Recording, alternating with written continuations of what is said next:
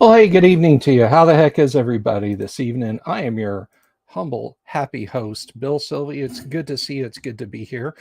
Tonight, we have a very special guest. And just before we bring him on, I want to make a couple of quick announcements. I do want to mention that we are at 970 subs on the channel. We're 30 subs away from the goal of 1,000, at which point, we're going to celebrate that. We're going to have ourselves a little bit of an online gaming convention. That's right. We're going to do some virtual tabletop with our friends, and that's going to be a lot of fun. Good evening, Doom Sword. It's good to see you there.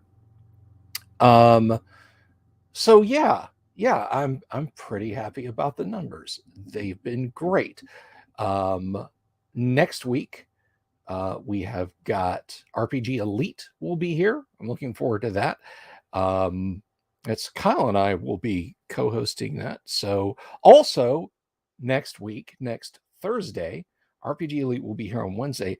Next Thursday, classic D&D artist, one of the people who was there when it all started, Mr. Tracy Lesh, good friend of mine, an all-around swell guy. Tracy will be here to answer your questions and hang out and just have a fine old time of it. So good stuff is in the pipeline.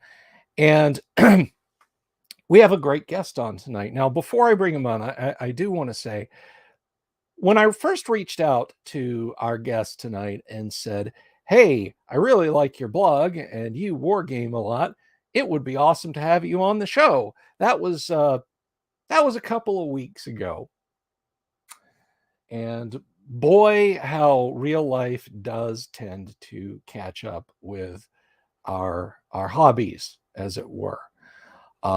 So our guest tonight is author and wargamer Mike Cee, and he is joining us now. He's having a bit of a video issue, so he will be joining us in kind of the avatar sense, but we welcome him nonetheless. Mike, good to see you this evening. How are you? Hey, Bill, how you doing tonight? Thanks for having me on. Appreciate it. Well, thanks for stopping by. So tell our viewers a little bit about yourself, and I'm gonna put up the URL to your to your blog here in the chat so folks can check that out. Sounds good. Well, excuse me. Well, before I even started this blog, I have a history in defense, geopolitics, things along those lines. So it's been a little more than a hobby for me for a long time. But as far as war games go, I've been playing those since I was, 11, 12 years old. As far as the subject matter for the blog, Central Europe, NATO, Warsaw Pact, that's another area where I've just always had an interest in. Even when the Cold War ended and Mm-hmm. things really changed, the interest stayed there. So finally, after a while, I just decided to start maybe put a blog together and see where it took me, Mm-hmm. and kind of set it on maybe an after the fact historical look at Third World War set in 1987, NATO, Warsaw Pact, your basic Cold War scenario, and it just kind of took off from there. It went in a direction I really didn't expect. I started putting together the posts and putting them on the blog for the pre-war period. And as I started doing that, I started getting some readers, and I realized that if I was going to do this seriously, I had to model out the conflict. So I Mm-hmm. was going to have to game it out, and also maybe do a little research.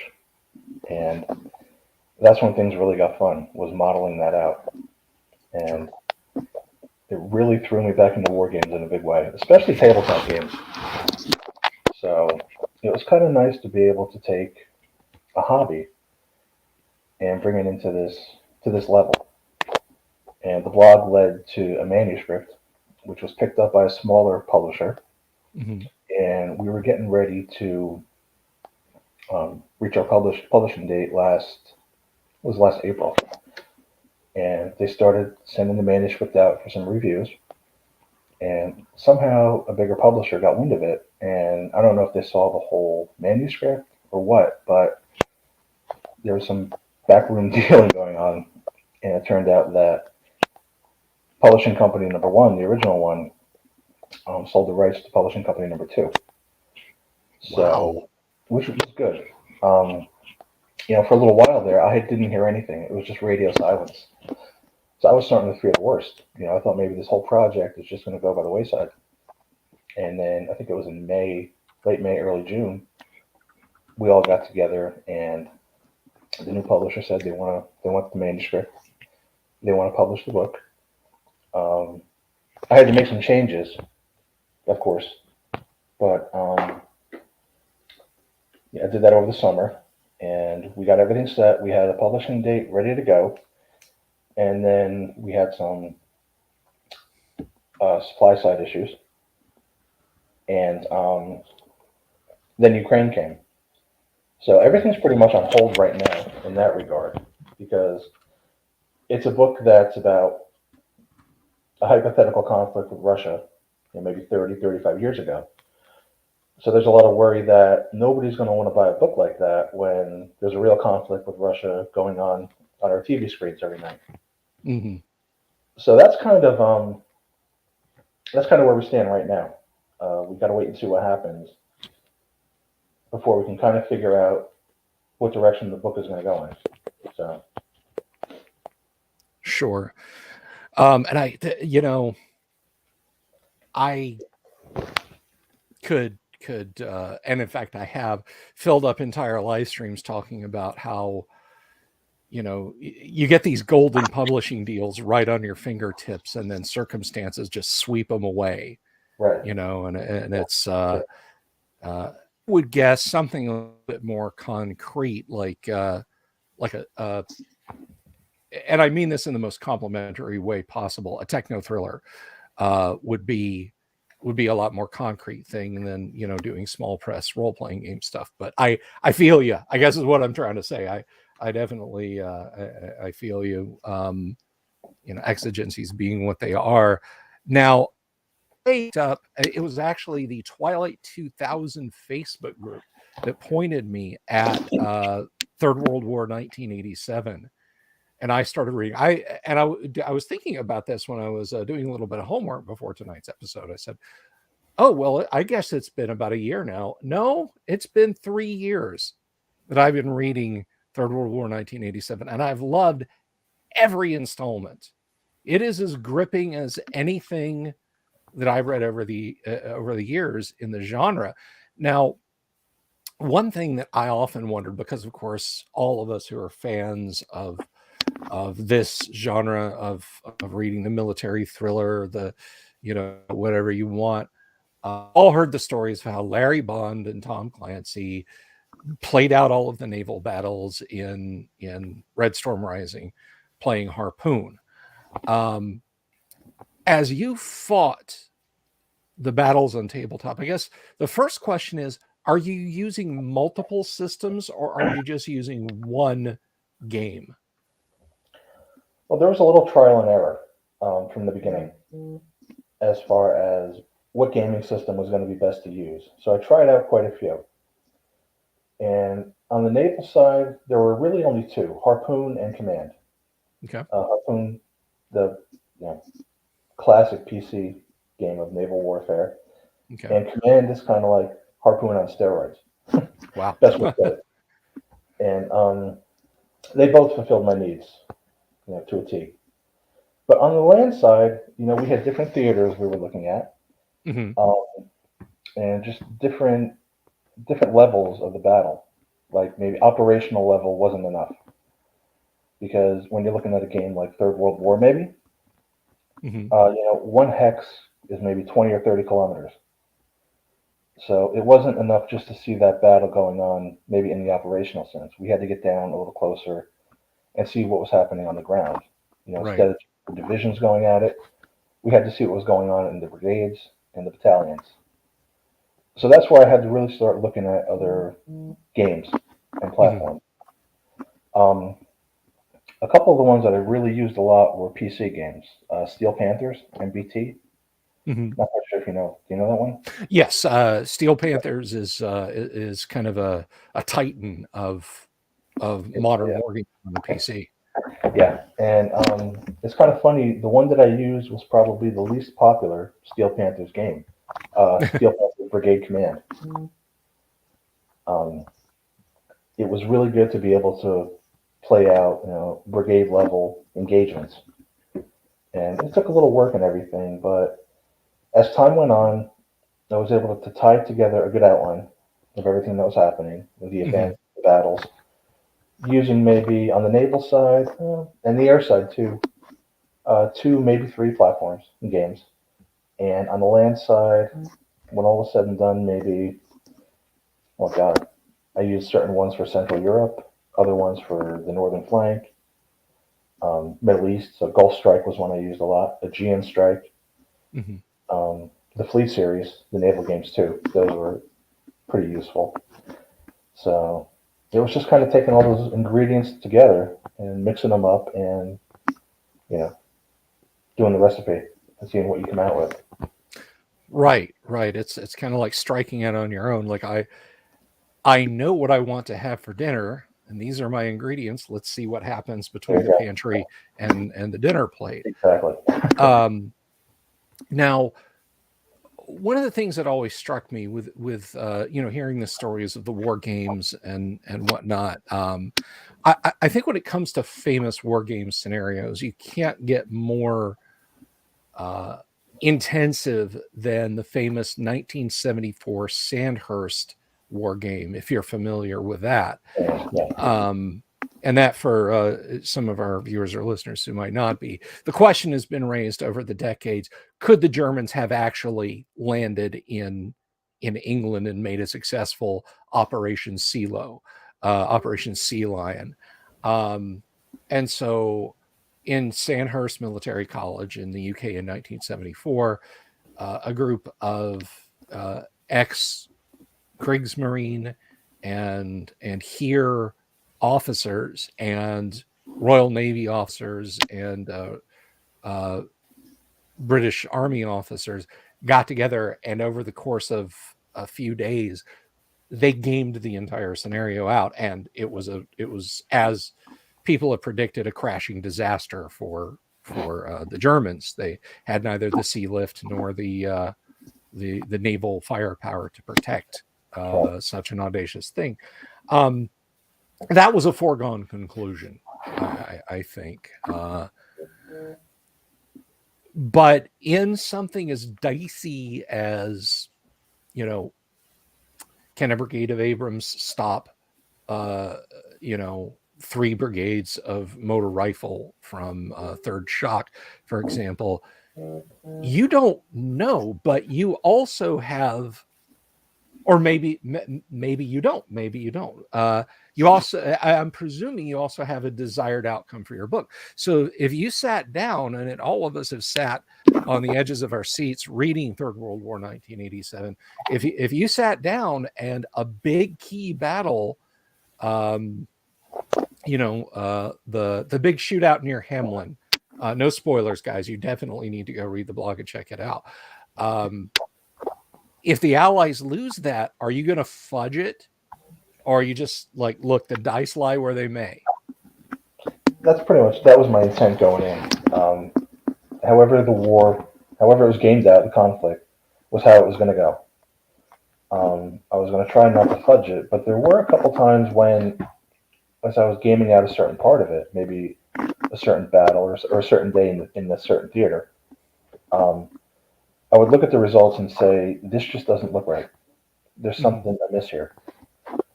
So once that happened, I'd have to go and look at it a little closer, I'd try to give it a little more top-down analysis, and maybe go back to my research and try to figure out where maybe either the game screwed up, it was a gaming mistake, or maybe a mistake along my lines with the Mhm. way I had set it up. So there was a little bit of that, and but as far as the end product, no, it was how the game or the conflict, how that modeled out. So I didn't really take too much away from that. Sure. And I think all of us, you know, fans of the show who've wargame, and I'm sure people, dice have this annoying tendency to not give a damn what you want out of the tabletop game. They'll do what they will. That's very true. And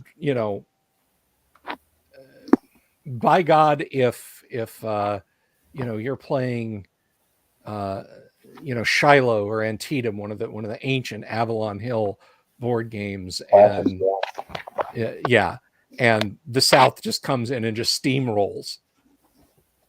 Constant sixes for the player of the South and constant ones for the North. It's kind of fun to see on the table, but it's a historical bad look. And I guess, in your case, those would be those instances when you're like, wait a minute, no. The entire Red Air Force does not get shot down on day one. And then you kind of have to look at it from maybe the operational point of view, and try to figure out how could that have happened in real life. So you're trying to translate maybe, like you said, a line of good rolls. How does that happen in real life? You've got to kind of explain the steps, and you can't just leave it there for interpretation because nobody's going to buy it. Right. Yeah, nobody's going to believe it. So, and that's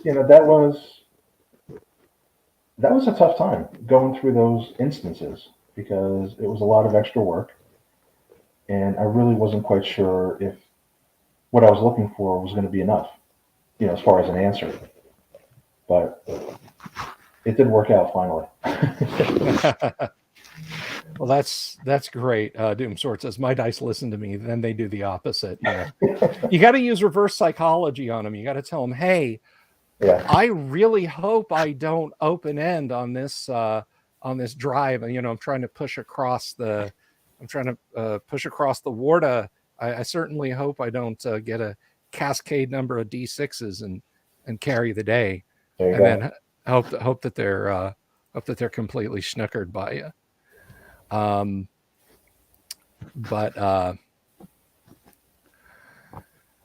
So to that end, to gaming out the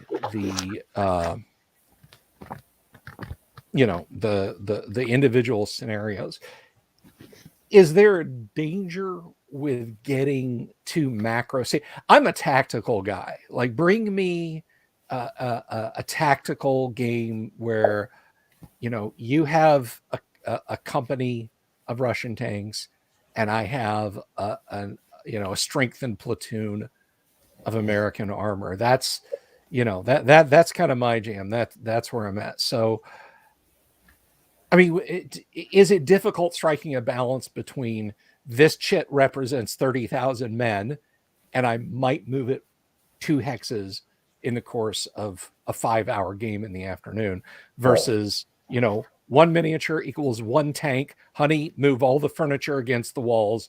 I've got to sort this out. Yeah, it's like you said, it's a different scale altogether. So the way you're going to look at a tactical battle with platoons and companies is going to be markedly different from the way you're going to look at and approach operational level, where you're talking about army groups, divisions, air wings, things of those nature. Mm-hmm. So it's a different mindset. But then when you want to try to get down and maybe get a feel for what's happening at the tactical level, maybe just to kind of keep everything in the right context, that's where those tactical games come in handy.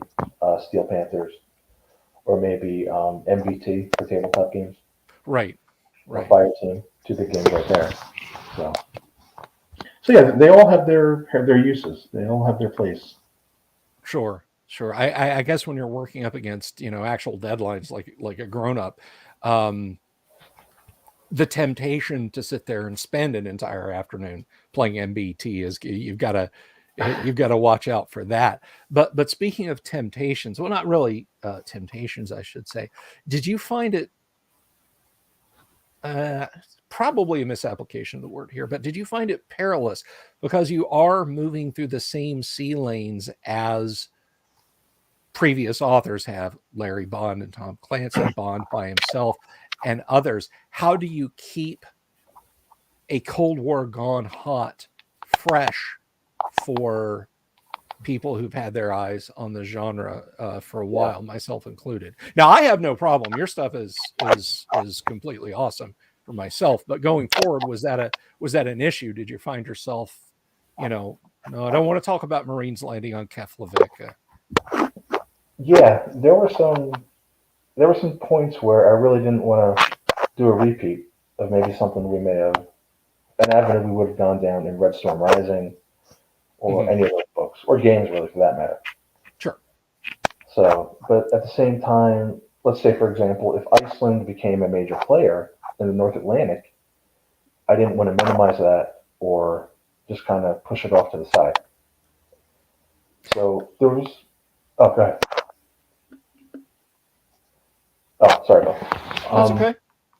I thought there would have to be a little give and take there, but it worked out okay. Now for the book, that was a little different because, there's dozens of World War III in Europe books out there, techno thrillers, and they range from Tom Clancy's Red Storm Rising, which was operational level, more or less, all the way down to something like Team Yankee, where it was tactical level. And then you had a whole bunch in between, like Ralph Peters. Ralph Peters did the Red Army, which pretty much showed us operational level, tactical level, division level, all from the Russian side.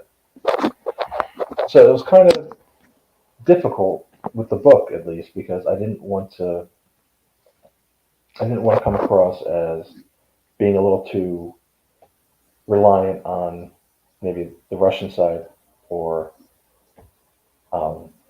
operational side. So it had to be how can I put it? It had to be equal, the points of views and the amount of time investment in certain theaters, because Europe was the main theater. So the majority of the book is going to be there. The original manuscript, there was a lot on the flanks too. Northern flank, Norway, Denmark, and some other areas too. Middle East, Mediterranean. We had to cut some pages with the new publisher. He wanted to cut maybe about 100, maybe 125 pages total. That took the whole summer of rewrites, re-outlining, modeling, and it worked. It did, but it was strenuous. It pretty much took me the whole summer. I went down to the Jersey Shore, rented a house, and pretty much planted myself there the whole summer, trying to get it done by September, and it worked. So it was a short too, so not too bad.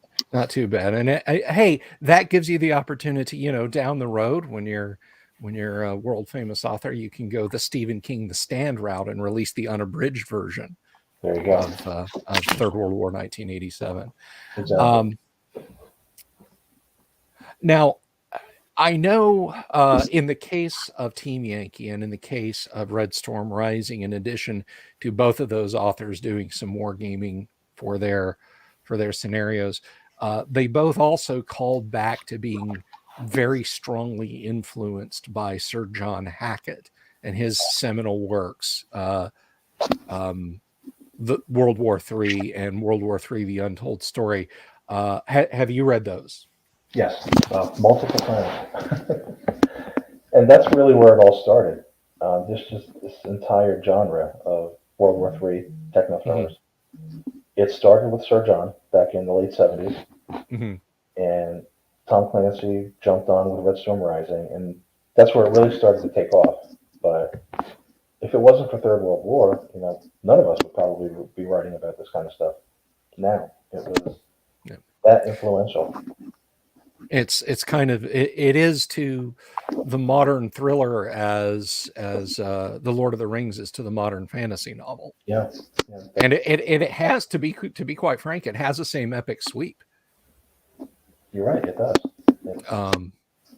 And I remember after it's easy now in the shadow, I think, and maybe you can tell me if this is something that springs to your mind, but in the mind of the easy victory of 1991 in the Middle East, and again in 2003.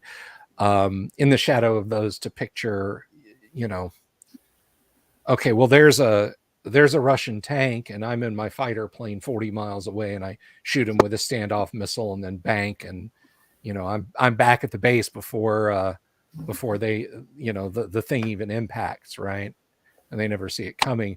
Right. But I remember reading World War III: The Untold Story, and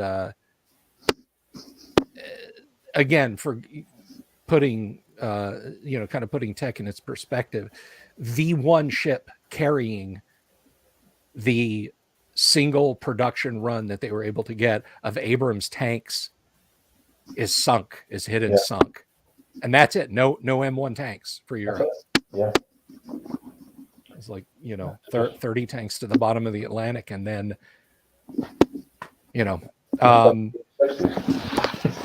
so you've placed your book's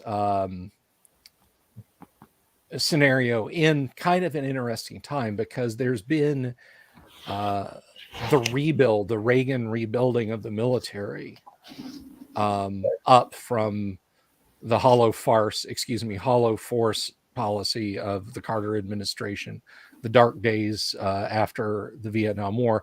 Yeah. But it's not an era of super weapons. I don't think in your time frame. For example, this is the word that's been on the internet and the news, the Javelin missile. That's that's just a notional thing at this point. Yeah, that was probably about 10, 11 years away from entering service.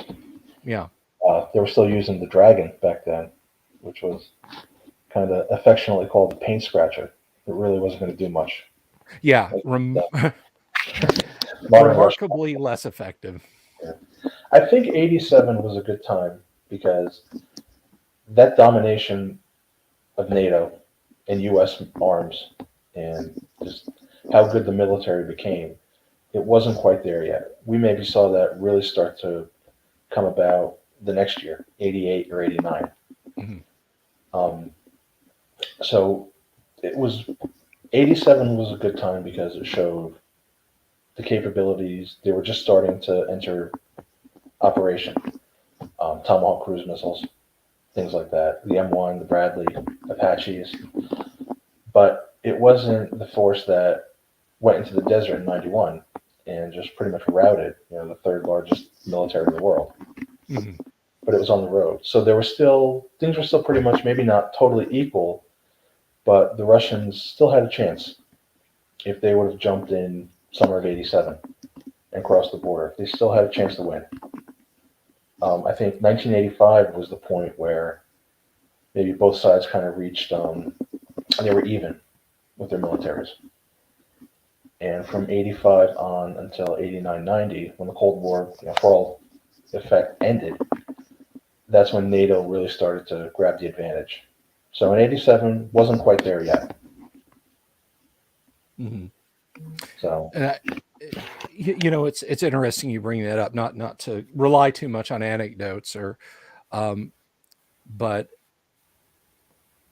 being a kid of the 80s, it seemed like everybody I knew, at least here in Central Florida, who was a little older than me, in middle school and there in high school, going into the military, and then talking to them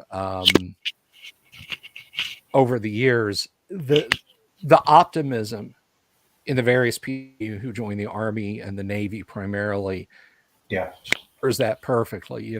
Guys I knew when I was just starting middle school and they were just graduating high school, friends of the family, saying, yeah, they call us the speed bump brigade, or if things go south, you'll all be speaking Russian here at home. And then in the mid 80s, it was,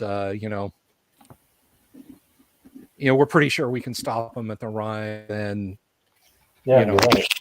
by 88, it's like they better not. They better not try anything. We will steamroll them and be drinking whiskey in Moscow in a week. Right, and that confidence was a big part of the resurgence of the U.S. military in the 80s, especially with regards to Europe. Like you said, late 70s, first couple of years of the 80s, things were really lean and things were tough over there. Mm-hmm. But the help was coming, the new weapons were coming, new doctrine, new leadership too. A lot of the leaders who went to Europe, military leaders who went to Europe in the 80s, they helped change the mindset over there. And like you just said, that confidence really started to build. And by the time Desert Shield came around in '90, that was probably the best trained and equipped army we've ever put in the field. I mean, hands down. Right on. We have a history of sending not so well equipped armies into battles, into war, in the beginning. Korean War, some other ones too. This time around was different. We took the lessons from Vietnam, and the generals and the other commanders had served in Vietnam, so they knew they didn't want it to be a repeat where political micromanaging was going to determine how the war went. And when they had the chance to push that off to the side and do their job, they did it very well. So I think in '91, when Desert Shield became Desert Storm, we got a pretty good idea of how the Army, the Air Force, even the Navy, how they would have fought in Europe in the late '80s, and just how capable that force really was.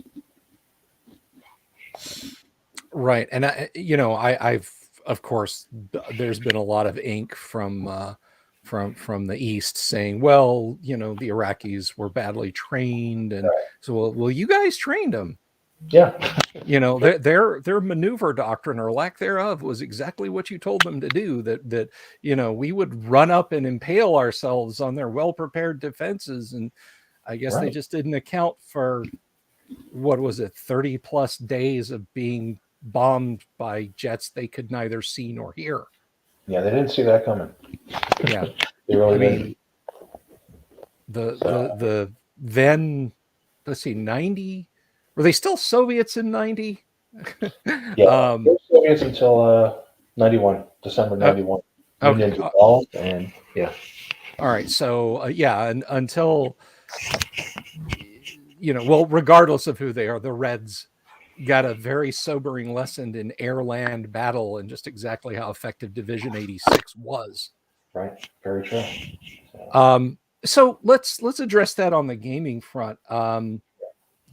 Do you feel like as you look at games of certain eras, do you feel like games of certain eras represent that same sense of confidence? I mean, I think so. Yeah. The prejudices of a game designer are going to go in to games. You can see that online. There's a Russian company. I can't remember. They make the game World of Tanks. Oh yeah. Yeah, there's a bias there. yeah, it's Russian bias. You just can't you can't escape it. And of course, we all want to root for our own team, right? Sure, but I think as far as games go, though, the games that were published in the late '70s and the '80s are a lot different from contemporary games, because they should be anyway. Because contemporary games, they've got the gift of hindsight, and there's a lot of research there now that wasn't available there back then. Like a game like NATO, the next conflict in Europe, there were a lot of guesstimates going on when they were trying to figure out Russian forces, Warsaw Pact forces, which units are going to be most capable, which weapons are going to be most capable, and the people who maybe did the reboot of that game just recently too, I think it just came out. They've got the gift of hindsight and a lot of research and a lot of experiences and history to help them remodel the game.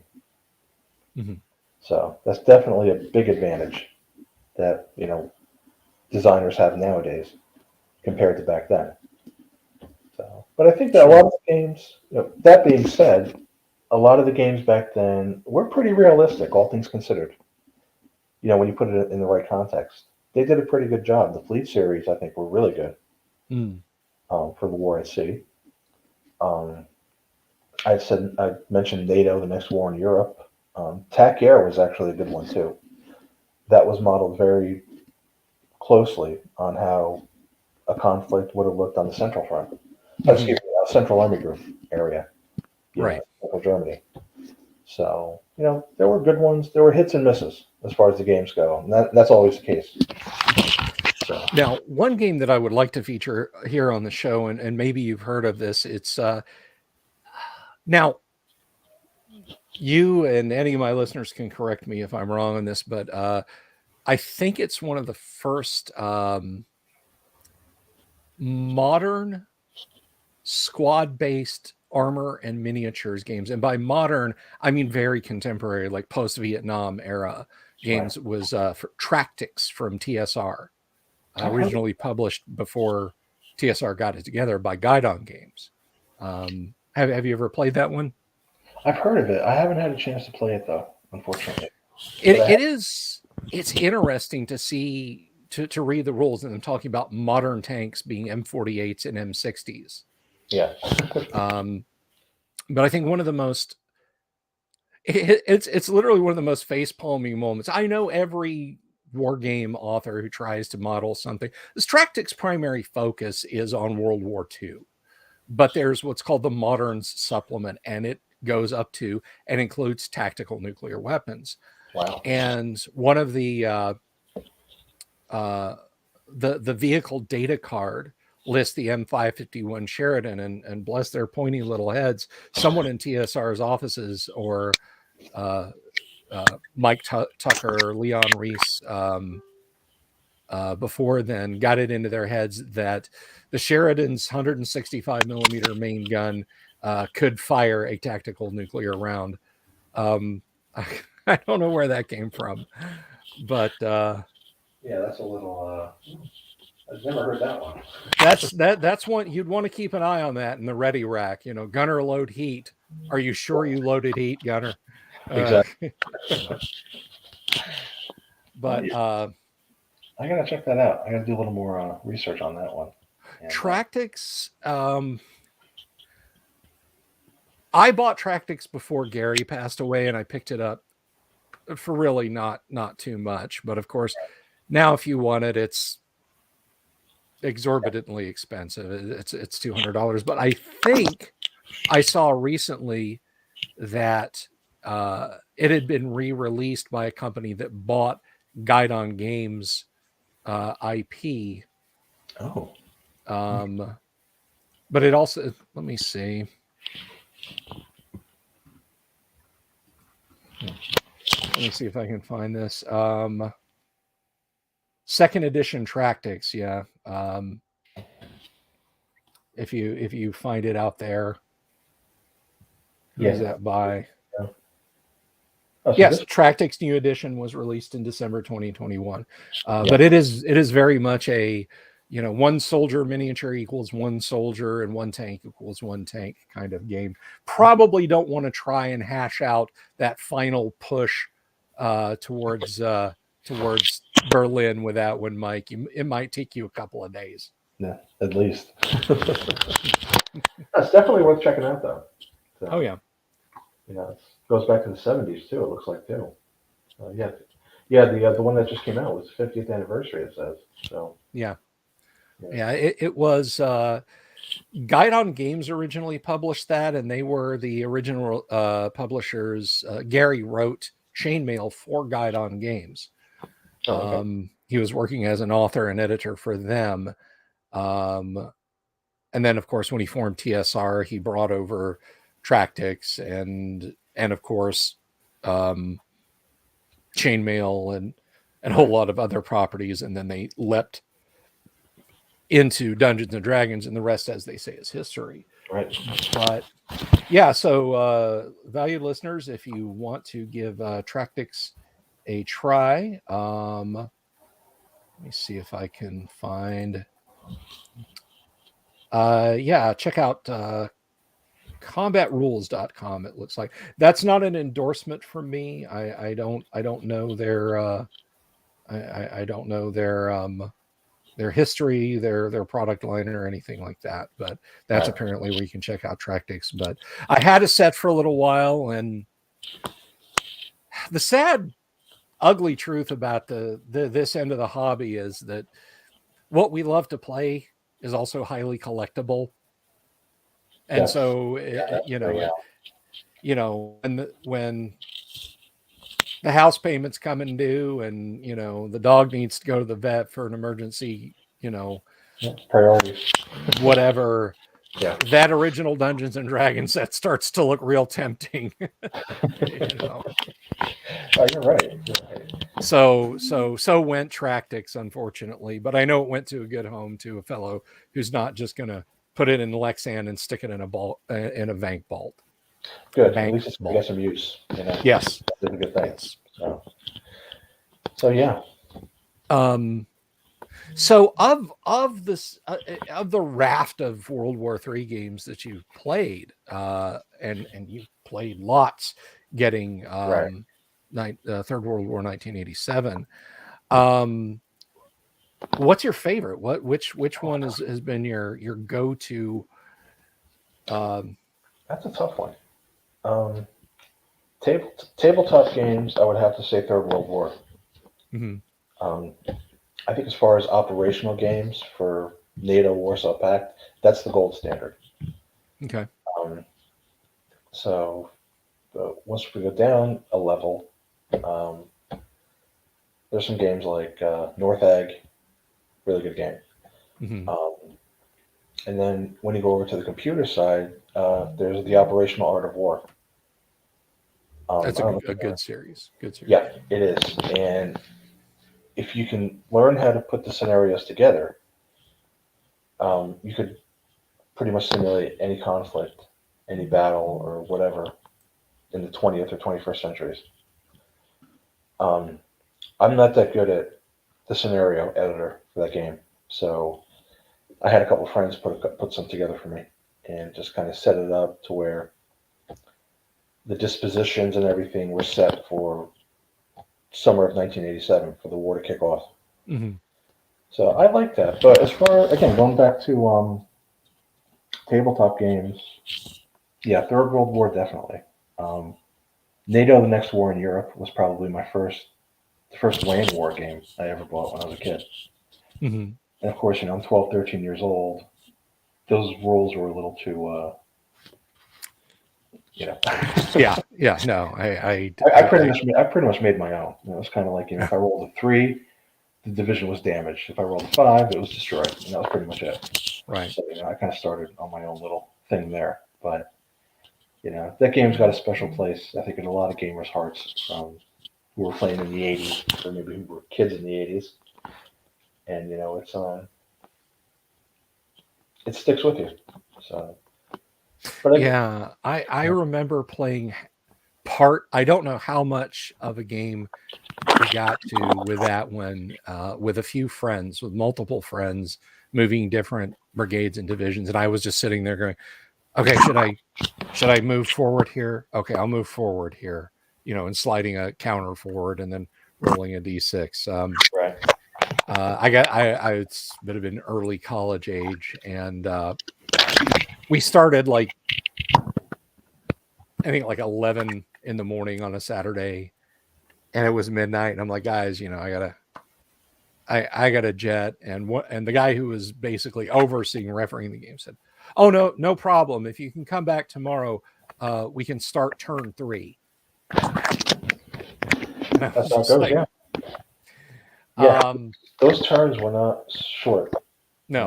It took a long time. That's kind of one of the things that wargamers really love. They love that amount of detail in the turns and everything. So, yeah, you want to sit down and maybe in 12 hours, like you said, maybe if you're lucky, you'll get through three game turns and all the phases and everything else. Yeah. So, And unfortunately, the more players you add, the longer you kind of end up sitting there twiddling your thumb. And to our younger audience members, this was before I could sit there and play on a phone. No creeping off to the living room to use the Atari 2600. Yeah, Axis and Allies was kind of good for that too, because Axis and Allies is a Saturday killer. Yeah, absolutely, and it's limited to 5 people.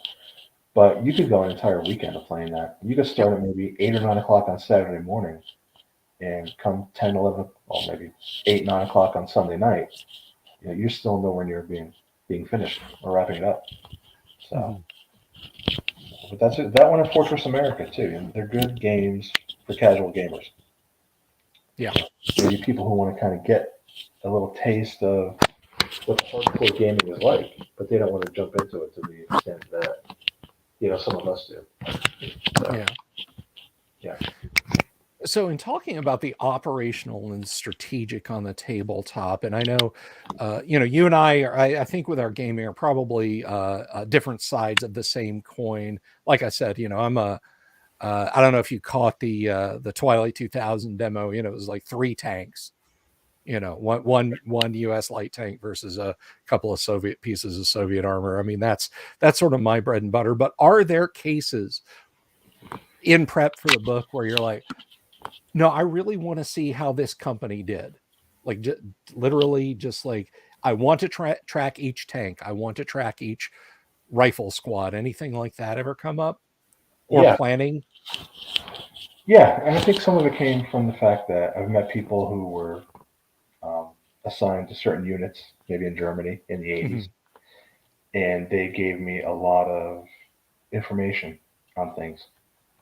And they talked about things like where their initial war positions were, so where they would deploy when they moved to the border, what their roles were, things like that. So I kind of wanted to see how those units would do in the thick of things, whether it was maybe 11th Armored Cavalry Regiment, 3rd Armored Division, or the Dutch up in northern Germany. A lot of veterans from one Dutch corps up there were very helpful with the book, and kind of giving the information on things like that.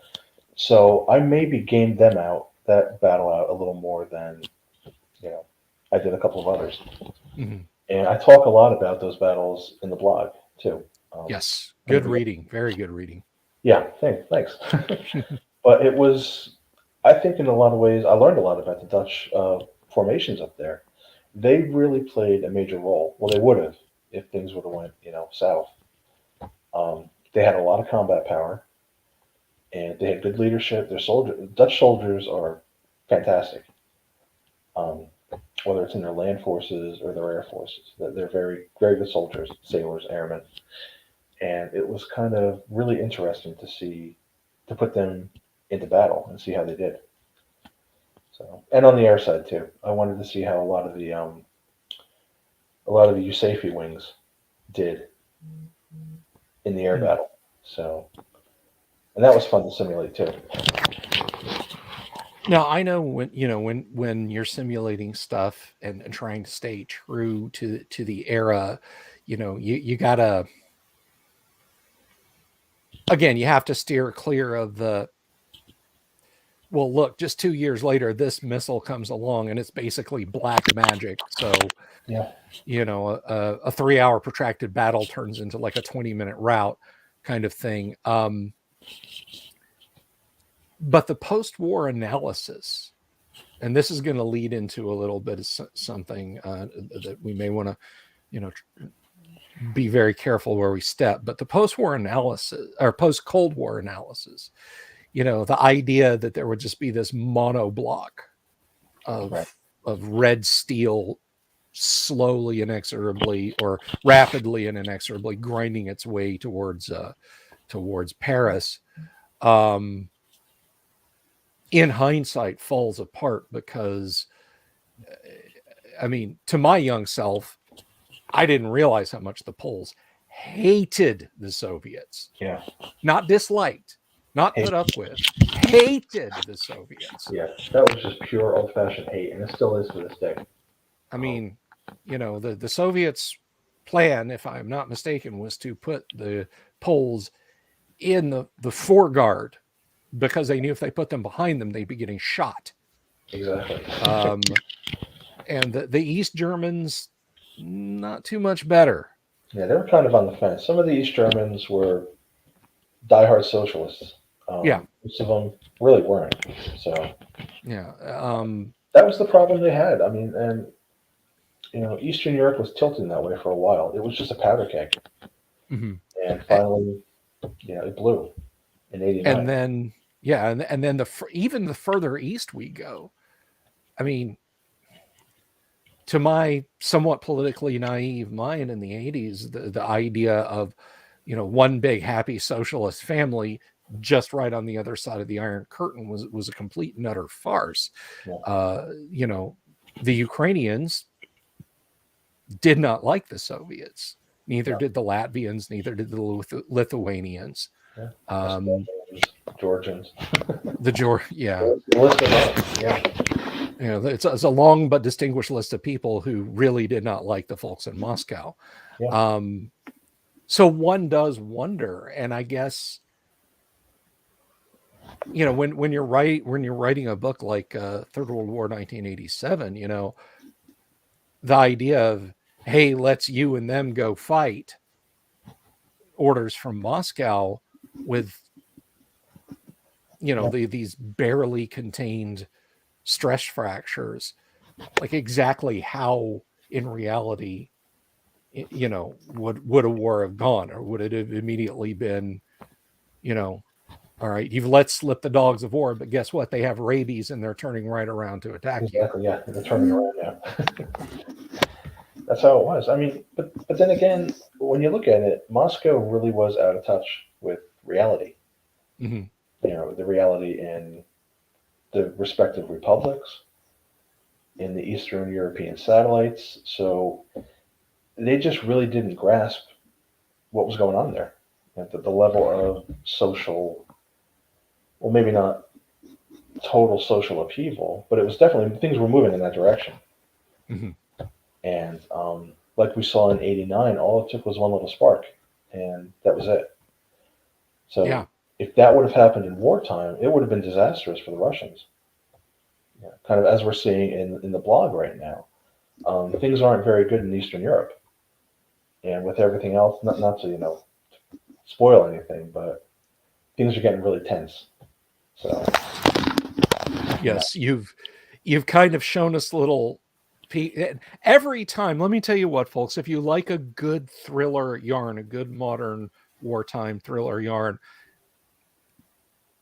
literally like every other post, you're going to have oh my god moments with some of these revelations.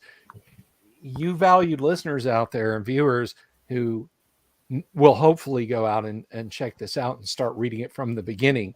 You got what, 3 years now of actually almost in May it'll be 5, if you can believe it. Oh, good Lord, yes.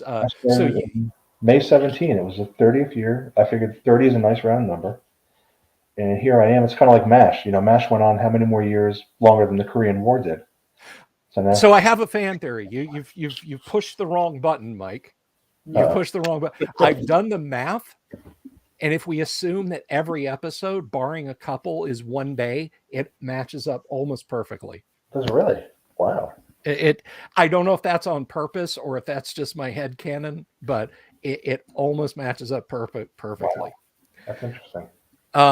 But yeah, no, you're right. It's you've gone on, but as folks read this, as you guys read this, 5 years of posts, hundreds of posts, you're going to have so many moments where you go, oh my God, what's going to happen next? And then you got another post. Those of us who've been following it along are like, oh my God, what's going to happen next? Well, it's Friday. Damn it. I won't find out till Monday.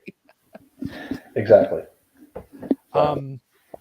So no, I mean, and I've tried to stick to a good schedule over the last couple of years. Try to get at least one post out every 2-3 days at the latest. Mm. And because if you wait too long, people are going to lose attention. They're going to lose focus. They're not going to, come back to read it as much if you're not going to be publishing regularly. So, sure. And you've got a lot of different theaters too. So for me to do 1 day, like right now I think we're on D+21. Mm-hmm. So that's at least a dozen posts, sometimes more. Yeah. In different theaters and political, sometimes civilian. It's a lot of work, but it's a labor of love. It's fun work.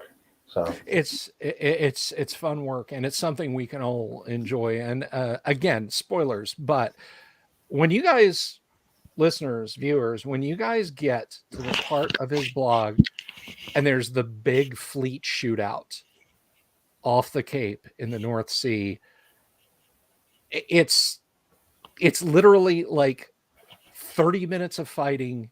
It's spread out over maybe a dozen posts. You guys are so lucky that you'll get to read that. yeah, that was a Like lot of fun to like that. Oh my gosh. that was a lot of fun to put together. I was sweating bullets when I was reading about this. Here come the cruise missiles, and here's the Tomcats with the vaunted Phoenix system, and the what was it, the new technology interlock between the Aegis cruisers and whatnot. Yeah, naval tactical data system. It was just all those factors coming in together. Yeah, And heart was in chest. that's a big hypothetical battle from maybe a World War III that people just want to see. They want to see the carriers, Mm-hmm. the naval battle, carriers versus backfires. Tomcats going up, things like that. It takes you all the way back to Red Storm Rising. Yeah. The Dance of the Vampires. Yep. That stuck in people's minds for a long time, and they want to keep simulating that battle. They want to see how different authors approach it and all. Mm-hmm. So yeah. Well, it's a hell of a read, and you guys do yourself a favor and just check out the whole blog and read the whole thing, because it's damn good. So we talk about history catching up with fiction and vice versa, and the world is turned. Things are grim out there. So you've made a couple of posts alluding to this, and we come here to have fun and talk about nerd things on the show, but I think we can't escape the reality that what's going on in Ukraine is what's going on in Ukraine. And I certainly make it clear for the YouTube robots and Facebook robots that I am not promoting myself as any kind of news or factual outlet of information about that. So don't at me, don't demonetize me or whatever. But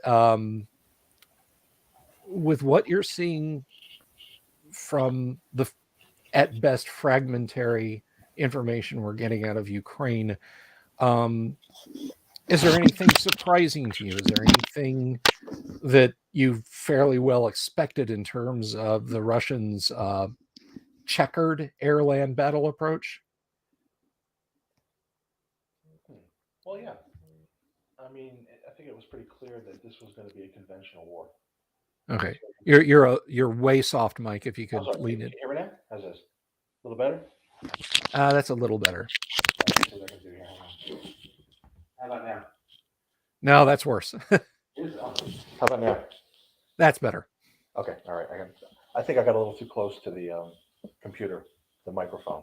Okay. All right. Where was I? Well, yeah, I think that it was pretty obvious this was going to be a conventional war. This wasn't going to be something like we had seen in Afghanistan or even Iraq after the first couple of months, where you're going after insurgents and things like that. The drones, a light footprint. This was going to be conventional war, maneuver warfare, things like that, like we would have expected in Europe to an extent. And we're seeing that from the Russians. Their strategy so far is pretty similar to what they would have used back in the 80s, in Europe, had things gone south there. Mm-hmm. So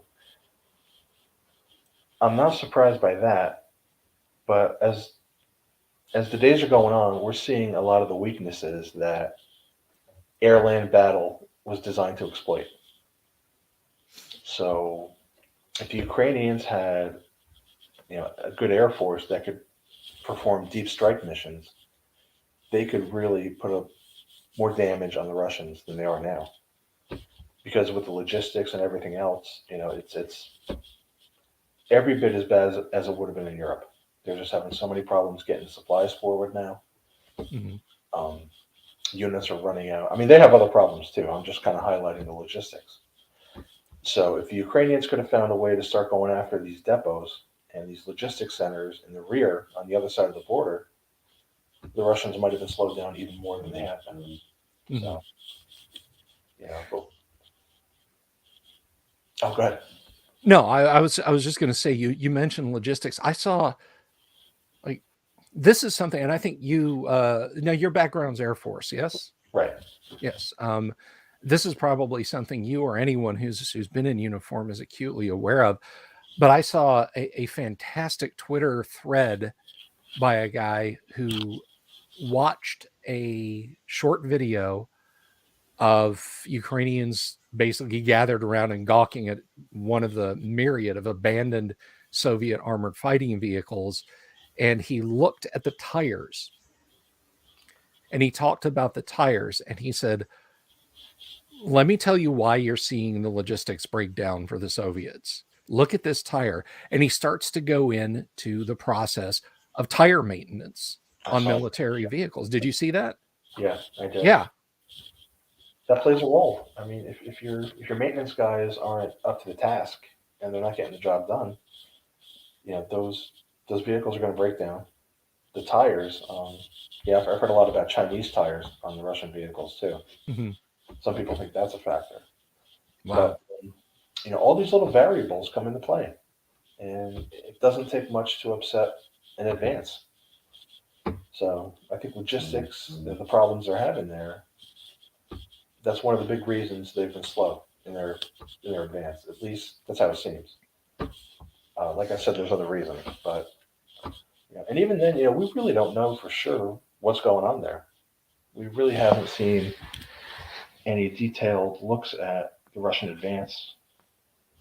They're talking a lot. They talk more about the cities under attack. So we don't know, are those second echelon forces coming in to attack the cities? If that's the case, where are the first echelon forces? Where are the axes developing? And you're not going to get a lot of that on the evening news or online. It's not something that they're looking at. But those are important factors right now. And if you want to try to figure out what's going to be happening in the days and maybe even the weeks to come. So. Well, I hate to put you on the spot, and if you don't want to comment, I completely understand. But given the circumstances in the situation, if you had to wager, if somebody said, look, here's $50, but you can only bet it on this conflict, if you had to make that wager, would you give even odds for the Ukrainians being able to stave the Russians off for a significant period of time longer than they already have? I think they can under the right circumstances. If they can exploit the Russians' problems even more so, they can definitely delay it even more. I don't think they're going to be able to stop them from, at the very least, encircling Kiev and maybe putting it into a state of siege. Yeah. And that brings up, what's going on in the south right now. There's multiple reports about an amphibious landing coming in Odessa. Some Ukrainian sources are saying that some cities in the south are still under their control. The Russians are saying that they control these cities, Kherson, Nikolaev, a couple other ones too. So everything's just really up in the air right now. We really don't have a detailed enough picture to make an assessment. But I think it's just going to be a matter of time before Kiev falls, or at least is placed in siege. And a lot's going to depend then on what happens outside of Kiev, of the Ukrainian border. Western pressure, what can that do? Are the economic sanctions going to help in time, or are they going to hinder? And we just don't know. Sure. The pipeline of weapons coming in right now. How long is that going to last? So. Yeah, exactly. I mean, at what point does a neutral, and I put that in big air quotes, humanitarian relief plane get shot down by an Su-27, and lo and behold, it's full of it's full of NLAWs and javelin missiles, and Right. a couple of American contractors' bodies are found inside it. You know what I'm saying? Yeah. And when that, for now, it's from what I hear and what I see, these flights are landing in Poland, and they've got a pipeline, on the ground going into Ukraine. Mhm. As the fighting pushes further west, that's going to be a little tenuous. So I don't know what they're going to be able to do there. As far as and even then, a lot of these countries that are donating the weapons and things like that, they're stripping their own armories. And yeah, in the not so distant future, they may need these weapons, yeah. javelins and stingers, to defend their own homeland from the Russian quest. So you got to take that into consideration. And I guess that brings up another interesting question. I mean, do you think so? Vlad had been quite insistent that there would be no NATO state pressed right up against Russia's underbelly. That being one of his myriad of insane reasons for attacking Ukraine. Okay, so Ukraine is now part of Russia again. So does that mean you're not going to tolerate the existence of Poland? Eventually, no. I think that's part of the whole design, long-term goal, is to kind of reunite the band, bring the band back together, the old Warsaw Pact band. Yeah. So once Ukraine is gone, the new Iron Curtain is going to be along the Polish and Romanian borders. And what happens next is going to depend a lot on how NATO responds. Mm-hmm. On the eastern flank in Poland and Romania, they've got to start acting like it's 1985 again, and Yeah. they've got to put in place, enough combat power to deter the Russians or stop them if they come across the border. And you need a completely new command structure, something along the lines of what we had in Germany back in 85, 86. Right on. Groups, things like that. Yeah, and these are going to have to be permanently deployed units. These aren't going to be rotational ones like they have now.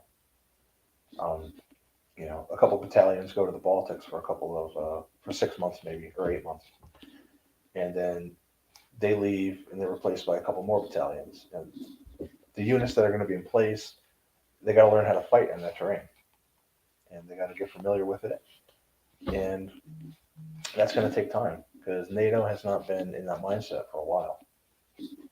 So yeah, might be time to dust off the Reforger plans. Yeah, seriously. So what's old is new again. Yeah, kind of one of those instances where I'm sure you've seen that meme knocking around. It's like, man, it's awesome how people are getting all nostalgic and bringing stuff back from the 1980s. You got Ghostbusters and Star Trek and Star Wars and the Soviet Union. Yeah. Yeah, maybe now we'll bring Centag back, Northag, and Yeah. Oh Lord.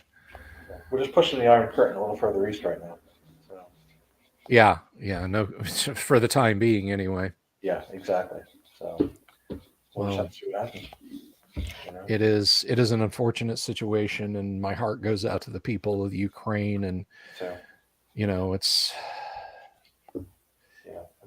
Before I came on here, I was watching live video of a firefight in a nuclear power plant over there, of all things. So I mean, ridiculous. Yeah, I mean, my co-host pinged me about that. He said, shouldn't there be like a line around that? Like, we're just, both sides are just going to agree and just go around this and not do it. And I responded like, yeah, when you're kids and you play tag, everybody respects base. Yeah. No, I'm on base. You can't tag me. Yeah. Well, apparently somebody forgot to give the Russians the message because. Yeah. And to quote another Cold War thriller, be careful what you shoot, lad. Some things don't react well to bullets. Very true. Very true.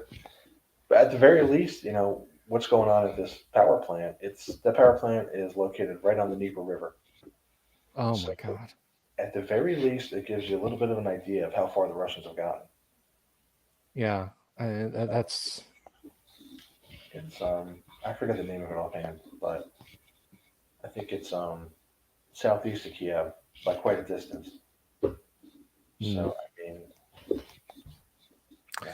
There's a couple of YouTube channels that have covered it some, but I think the best that I've seen so far is actually, I'm not sure if you're familiar with it, but if you're not, or if any of my viewers aren't, check out the Yushenka Show on YouTube.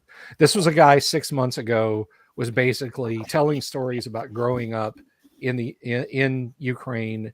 He's a Gen Xer. He's our age, but he was on the other side of the Iron Curtain, and he tells a very funny story in one of his things about when he decided exactly to emigrate from Ukraine to the United States.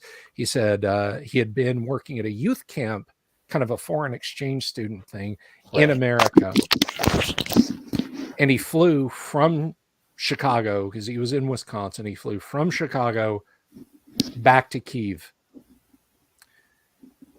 And, other than the occasional walk through an airport, JFK, Heathrow, I think Rome, it was just nonstop sitting like this on an airplane, with the seats getting forever worse as he got closer and closer to the Iron Curtain, and finally on an Aeroflot flight. And his mom is talking to him, and she's like, "Oh, honey, Mom will cook for you, and it'll, be great dinner, and everybody wants to hear about your trip to America." And he said, "Honestly, Mom, I'm exhausted. Can we have the dinner tomorrow night? I just want to get home and take a long hot shower." And she said, "Oh, honey, the hot water's been out for 6 months. But I thought you might want to. Father's at home, and he's boiling water on the stove." And he said, that's when I decided I'm moving back to America. He said, I'm out of here. I'm going back to America. That'll do it. I mean, he was able to come over here and get a taste of life here. And then when you go back to the homeland, especially East Bloc homeland, that's hard. Yeah. I mean, literally the first thing, or not the first thing, but one of the first things out of his mom's mouth is, hasn't been any hot water in 6. If I was without hot water for 6 hours, I would have someone on it, Exactly. But his blog talking about growing up in Ukraine now, he's getting some pretty unfiltered views from friends and family who are still over there, and it's heartbreaking to watch, because he doesn't talk over them, he doesn't pitch monetization over them or anything like that. But if you got a few minutes, check it out, give him a subscribe. Definitely. But it's he doesn't talk about, oh, the T-72 has performed poorly, and the Kamov 52 is a great helicopter. He's in shock, the poor guy, but he's still putting videos out. So good. I'll definitely check it out. Good. Sounds good. Well, we've been kind of going at this for an hour. Is there anything? So the book's on hold right now, correct? It is, yeah. It is. Is it on hold with a maybe, or on hold like we're waiting 6 months from this date to move forward? It's on hold with an eventual. Okay. So it's just a question of when. So in the meantime, I'm working on the manuscript for book 2, which is going to be a U.S.-China war. Oh, wow. Yeah. So we're going to modern day with that. And okay. Oh, book 2, like another book. I thought you meant like a direct sequel. No. Yeah. I'm sorry about that. Yeah. Okay. Second novel. Because I'm under contract for 2 books, 2 fiction books, and we were cocked and locked with this one, so we're going to try to get this manuscript done hopefully as soon as possible. We'll see. It's coming along pretty good right now, but you know how writing goes. So right on. A couple good months, and then you hit a brick wall. So we'll see. Yeah. But, oh, go ahead. Sorry. Oh no, I was just going to say, as a writer of stuff, also I know how it can be. Sometimes you can just sit down at the keyboard, and it's just like your hands just get hardwired to the creative part of your brain, and everything else is just kind of disconnected. You're just sitting there watching them and watching the words flow out on the screen. And then there's other days when it's like, okay, Word is open. Here are my notes, but first I'm going to watch a YouTube video. Oh, that's poison. Yeah. Because, 100 Yeah. YouTube videos later, you still haven't done Yeah, anything. exactly. It's 4 p.m. Well, the day's gone. I can't really get any more work done. I'll pick it up tomorrow. That's why last summer, I got to say, I rented, like I said, I rented a house down the Jersey Shore. Mm-hmm. It wasn't that far to drive, really, from Jersey anyway. Okay. It was right on the beach, and it was so inspirational. It was just so great. And I got more writing done there in the summer than probably I did in the last 4 or 5 years. And even on the blog too, I was pumping out a lot of entries over the summer while I was down there. Oh yeah, yeah. I do recall.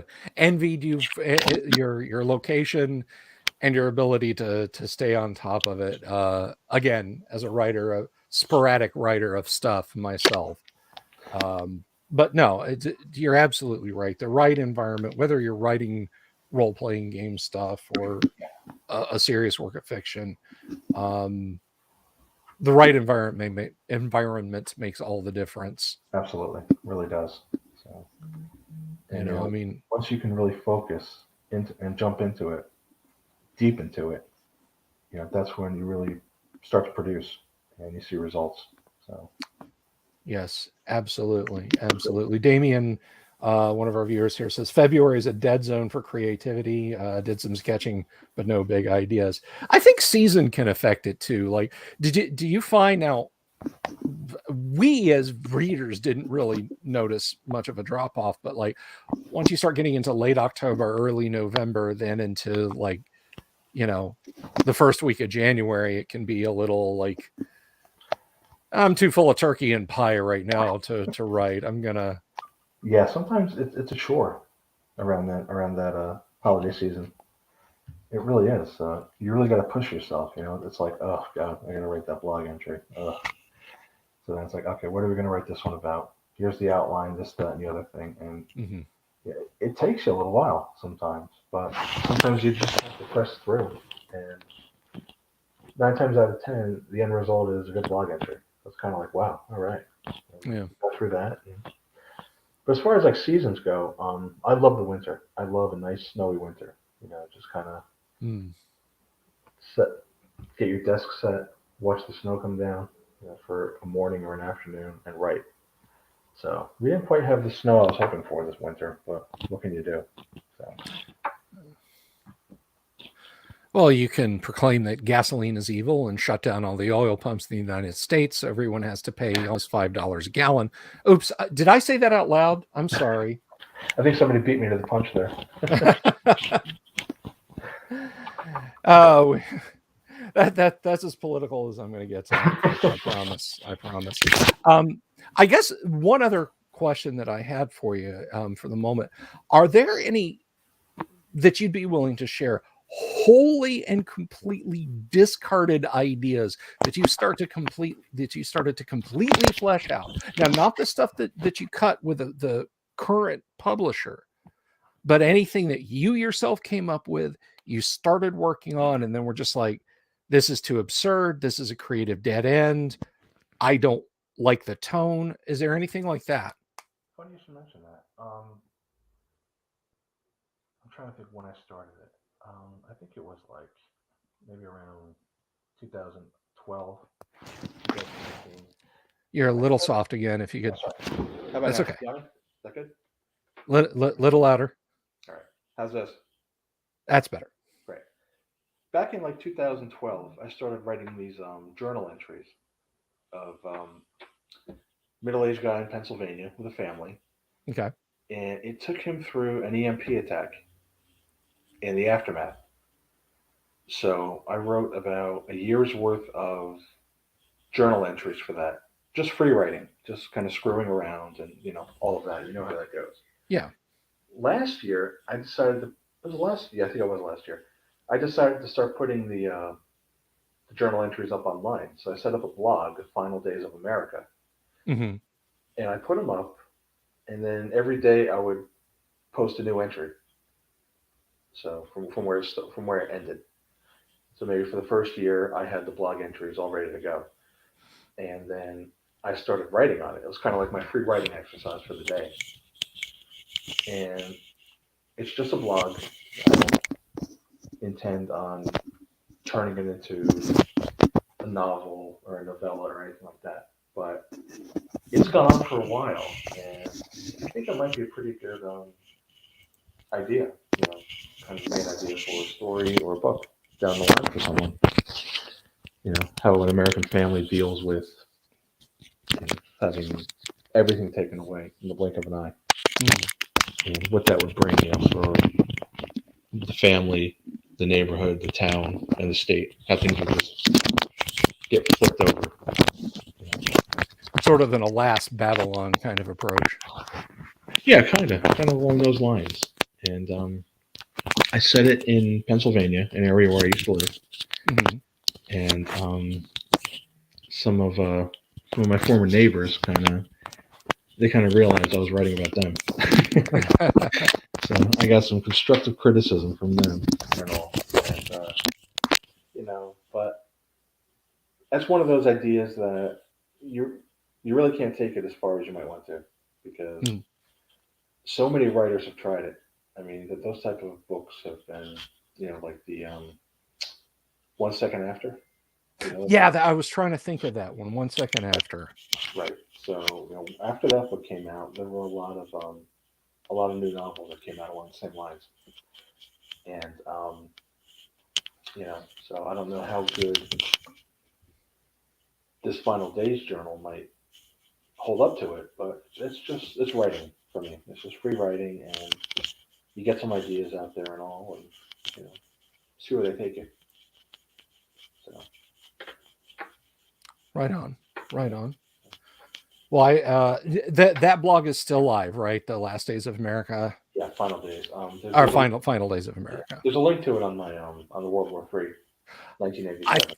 I thought so. It was it was always one of those. I should check that out someday, and I just haven't gotten around to it. But now that I know that it's yours, it's quality stuff. So check it out. Go give it a look. So, so any parting thoughts? Anything we didn't cover that you'd like to?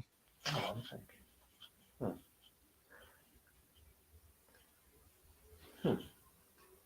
Well, I just want to say your 3D printer, those vehicles you've been making with that are just fantastic. Oh, well, thank you. Thank you. You're welcome. The level of detail and all is just unbelievable.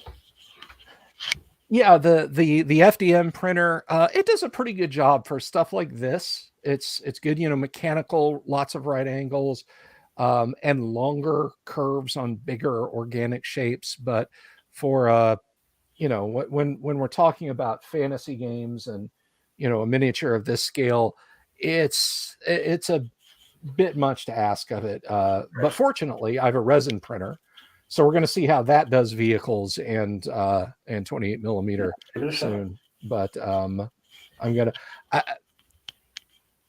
if you have too much spare time, if you're not frustrated enough, if you don't have enough unanswered questions and feel the need to fix things that aren't broken and break things that are working just fine, I highly recommend 3D printing as a hobby. It fills all of those wants and needs. Yeah, I've heard that. But no, I do enjoy being able to like the 1/100 scale armor I'm doing. I couldn't go out and buy these. No. A box of miniatures like this would set me back $100 plus. Easily.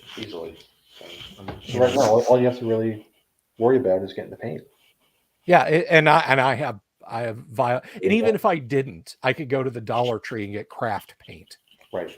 That would suit for stuff that people are going to look at for 2 seconds. Yeah, it's not going to be so. Well, thank you for the compliment on the 3D printing. Thank you so much for stopping by tonight. I'd also like to take a quick moment to thank some of our viewers who support the show on Patreon, Digital Discord, Joshua Garlock, Lord Corion, Ricky Maru, Mobius, Kevin Reynolds, Joseph Lucas, Doomsword, Deathmaster, Mark Simpson, Damien 24/7, James F. Keck, William Smith, the Dungeon Minister, and Manny Wall. Thank you all very much for participating. I do appreciate it. Oh, and it looks like, oh goodness, it looks like we Looks like we lost him. Well, shucks. Oh, there you are. You're back. Yeah, I hit the wrong button. Oh, that's.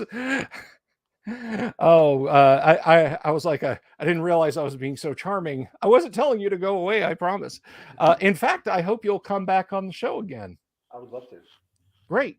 Well, we would love to have you. And hopefully, the next time you're on, the East and the West shooting at each other will be fiction again.